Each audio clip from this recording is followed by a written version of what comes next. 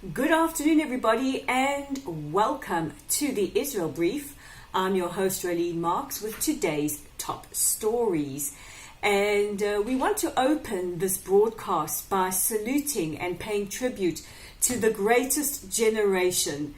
Today marks 75 years since the historical D-Day landings in Normandy in France, a significant turning point in World War II that would see Allied troops liberate the continent of Europe from the evils of Nazi hegemony. And we want to give our thanks and express our gratitude to those brave men who fought so valiantly for our freedom. They are and always will be the greatest generation.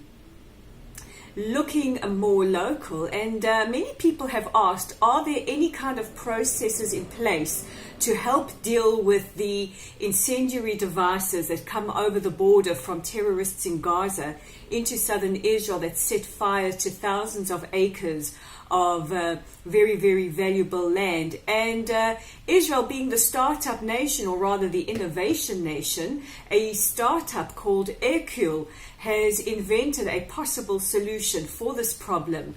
They have come up with a firefighting drone. So the drone, which can travel carrying about 30 kilograms of payload for about half an hour's distance, is able to put out the fires with water and also by shooting pellets of flame retardant substance. So, leave it to Israeli ingenuity. Every time we're threatened, we come up with a solution. It is also Pride Month around the world, and Israel is no different. And yesterday we spoke about the fact that Prime Minister Netanyahu was possibly considering Chaver Knesset Amir Ohana for the role as Justice Minister.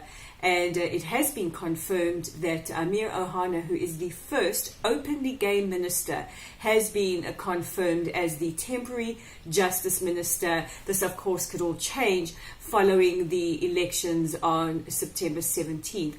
But while we're talking about gay pride, plans are underway for Pride in Jerusalem, the capital, this weekend, and the Israeli police have deployed 2,500 police officers to protect an estimated crowd of about 30,000 who will march for gay pride, for gay rights. And this is because members of the far-right community have threatened them. And while we're talking about the police, Israel's police have also mentioned that they will be recruiting transgender police officers. And Israel really being a beacon of gay rights in a neighborhood that's very, very dark and discriminatory.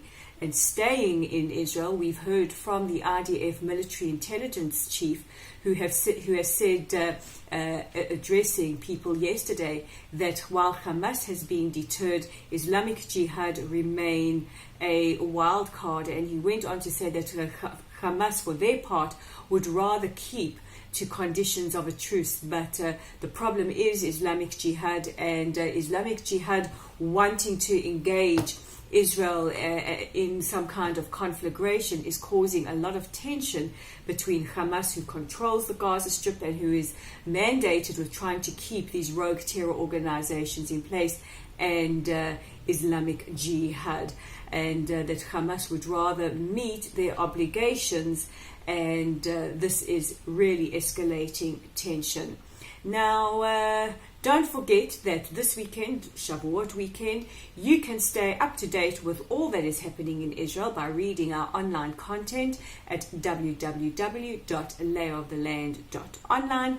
You can also see what we're up to on Facebook by liking us or following us, and get your daily edition of the Israel Brief by clicking on the subscribe button below.